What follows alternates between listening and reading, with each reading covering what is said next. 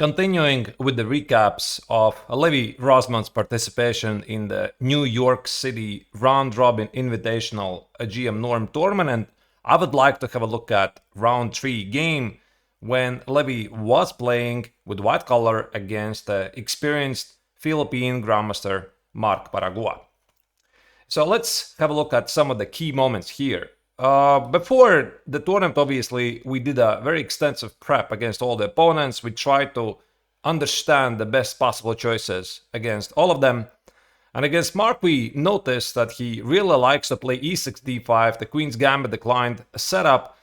There were a couple of other alternatives as well, but obviously also Levy's openings choices were influenced by his current state, by his current feelings in the tournament, because also he had suffered losses in the first 2 rounds. So my suggestion was that he should try to take it easy and just get a nice and positional game and see where it takes him.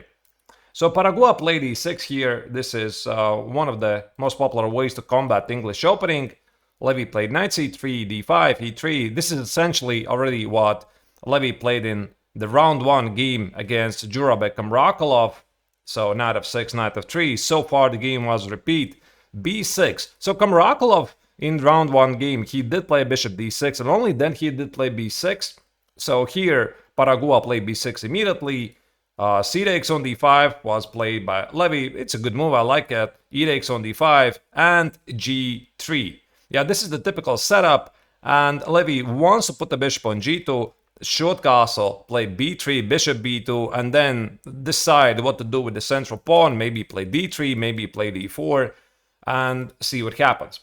So unfortunately, the problem here is that Paragua was perfectly ready for this, because, I mean, this was the freshest information that Levy already had played it in the first round. The order of the moves here is pretty important, but again, I mean, still, no matter how good the black is prepped for the game, Levy will always get a decent game after the opening. So I think it's a good choice. g3, bishop d6, bishop g2. Now, there's no bishop a6 because white just closes the diagonal with d3. Short castle, rook e8. Yeah, this was very precise. Unlike Kamrakalov, who played bishop b7 immediately, which is a slight inaccuracy, clearly you could see that Paragua had studied the first round game, and he was obviously before the game using an engine to come up with the best possible combination. After rook e8, rook e1, yeah, I'm not sure about this move. Maybe Levy should have started with something like slower, like d3, b3, and bishop b2. But okay, I mean, rook e1 does make sense because Levy is thinking about the d3, e4 push, and he mainly also expects that when black is going to play c5, now he can play d4, try to take on c5, and use this bishop on g2. So this is, by the way, one of the reasons why a couple of moves ago he did play g3 and bishop g2, so that in such a scenario, if black plays c5, d4, and after the capture on c5, this bishop on g2, after the knight on f3 retreats, is immediately applying some pressure against the pawn on d5. That was the big idea.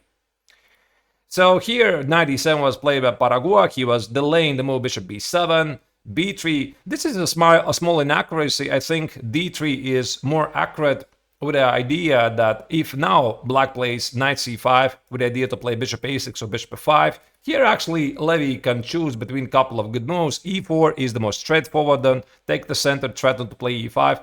Also, b4 looks pretty logical to kick the knight away from the center. So most likely after d3, here the Philippine Grandmaster would have to play bishop a6, commit with the bishop here, and now maybe again there's an opportunity to go for the immediate e4 push. Although, to be honest, black looks perfectly solid in the center in moves like knight e5 or knight g4 even, but it made sense. So here Levy played b3, replicating the game against Kamrakalov. Knight c5 was played, and after d3 here, actually black would have been a bit more accurate to play bishop f5, not bishop a6, because I don't think that Levy here wants to play d4. I mean, he would close in the long run this Daxwa bishop, which now is staring at the pawn on d4. So I think that if Levy wants to play d4 with the black pawn on c7, before that he needs to trade the Daxwa bishops. And that's the trick, right? So he's willing to play d4 as soon as black has played c5, not before. So bishop a6, still Paragua decided to go for the aforementioned plan. He decided to ignore the small inaccuracy that Levy played. Bishop f1 is the only move, knight e6, and here Levy played bishop g2. I can't really blame him, because this was the first double round day for him in New York, and he had lost the first 2 games. So bishop g2, I think it was a good practical choice to see if the opponent is willing to repeat the position after knight c5, bishop g2, knight e6, bishop g2, and then decide should he repeat the position. So it was a good choice. Now, what happened here is that black played rook c8, and now here Paraguay basically said that he's not going for the repetition, he's going for a fight, which is completely understandable. Levy played bishop b2, c5, so far it's good, there's no problems for white. Now the next move is something I am quite unhappy about. So Levy played rook c1. I do not like this move because I think it's a bit too generic move, like jack of all trades moves, and here he should have paid a bit more attention to what black is planning, and the threat is to play d4. So had he thought about this a bit more in detail, he would have picked up the move like d4 here immediately, and then if black plays c4, knight e5, white gets a good game. Maybe he quite didn't like this position after takes, queen d4, bishop e5, black pushes d4. White can play queen a4, maybe rook c1, and still have some chances to press a little bit, but although objectively the position is equal. So Levy played rook c1 rather quickly, and here he got d4, and now things start to look really unpleasant because suddenly black is pressing. This weakness on d3 remains a pretty serious one, so Levy had to take it. During the broadcast, I was considering maybe knight e4 was a possibility, with the idea to play knight e4, d takes on e4, allowing black to play d3. But I think that with the current state of mind that Levy was having a terrible start in the tournament, this would be a very, very risky choice. I mean, I think that Levy could play this in round 1 game, being very confident, and then go for a king's attack. The position is incredibly unbalanced, but in round 3, when his confidence was a bit shaken, I think it was a very risky choice. So Levy decided to take on d4 and play knight e4.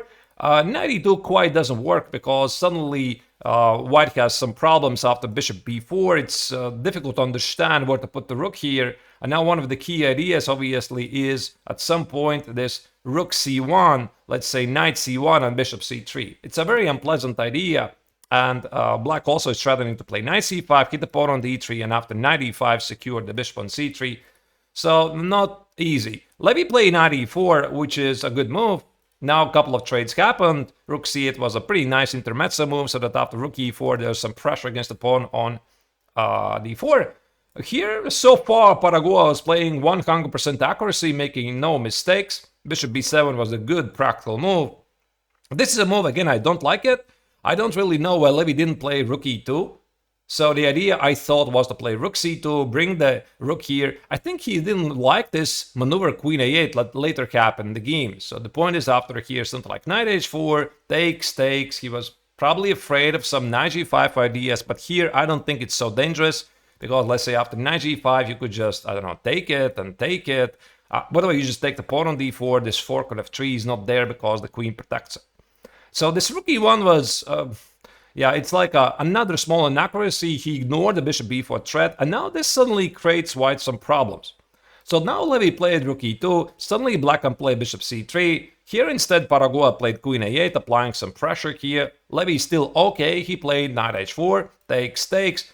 But as you can already see, Levy was spending so much time in this game, and obviously if you are following the live coverage you could see that he is not happy the way he's been playing, the way he's been treating this game. He felt that he's slightly worse. So yeah, he was suffering at this moment. But I mean, still the position is more or less balanced, and here he definitely had to play h4. Yeah, I think that this next move is rook e5, incredibly difficult to explain, one of the worst moves that Levy has played in the tournament so far. So he was clearly aware that there's the idea of knight g5, knight f3, and that's why he had to play h4. I think that he was afraid of some queen f3 ideas, and the rook and queen are a bit pinned, but there are some possibilities here. For example, you can tactically solve the problems by playing knight f4. The point is knight f4 drops the queen, rook e8 check, and the queen on f3 is hanging. But also there could be some other moves like knight e1 here, and now after bishop e1, play rook e1, and everything is holding on.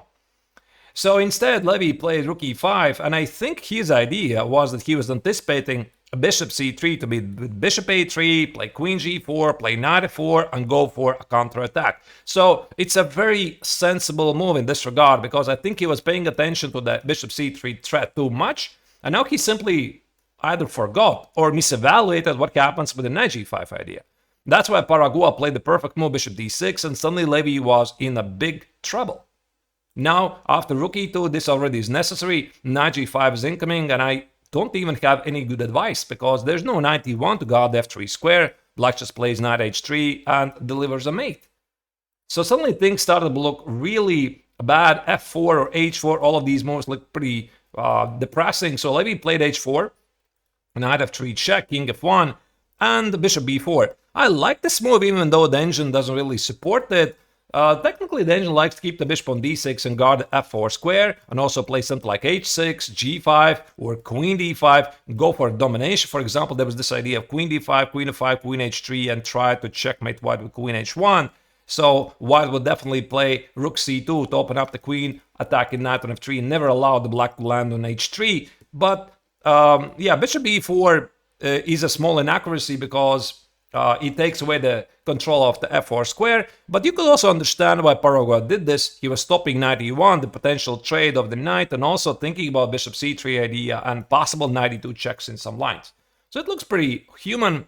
Levy found the only move a3, bishop c3, bishop c1, and starting from this moment, there was finally a positive change in Levy's attitude. So his body language was looking much better. He had finally gathered his thoughts together. He was fighting back.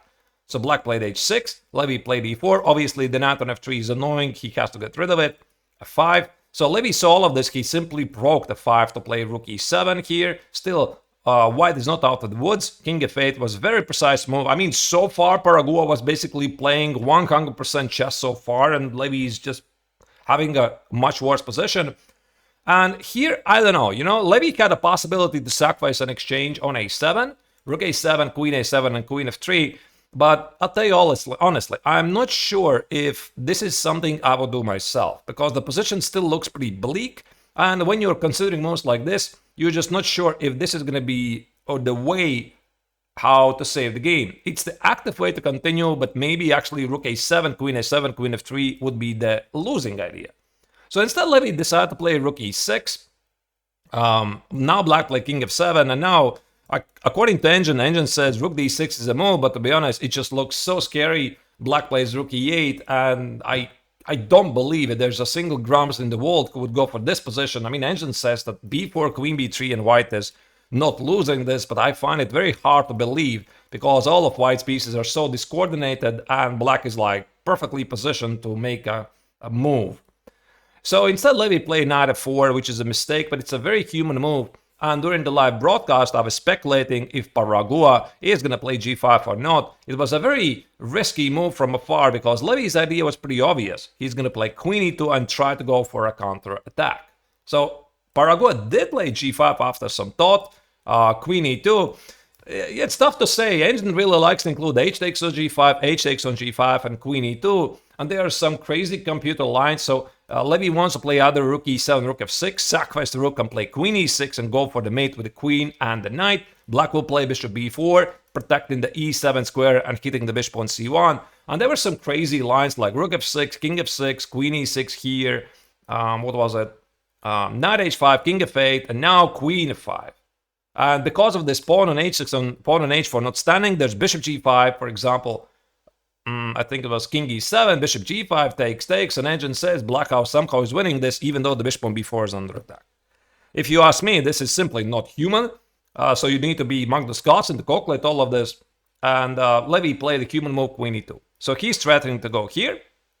Paragua played bishop b4, and now I was thinking maybe Levy is going to sacrifice the rook with rook f6 and play queen e6, but again, there's no mate no matter how hard you look at it. There's 3 checks here, queen g6, king f8, queen f5, but the black king simply escapes. No matter how you look at it, for example, also the same idea here after knight h5 feels almost like a mate. No, there's no mate. Black simply runs away.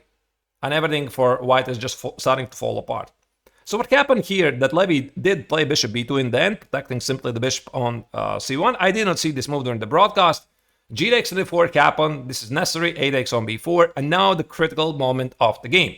So black is winning, but again, he had only 4 minutes on the clock, while Levy is threatening with rook e7 check.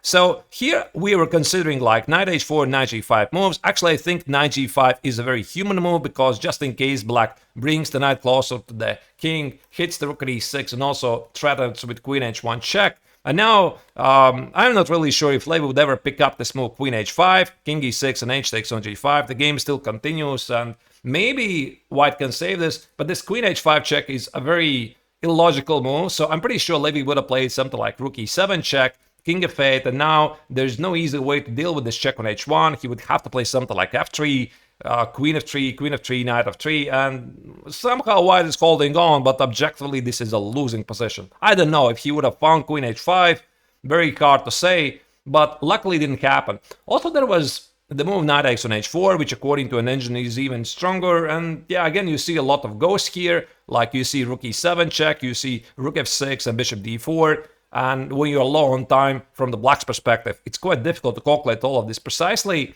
So here Paragua played like a generic move, queen d5, which was not the right move, because he was like trying to think a bit about his own king's defenses, but he wastes valuable time.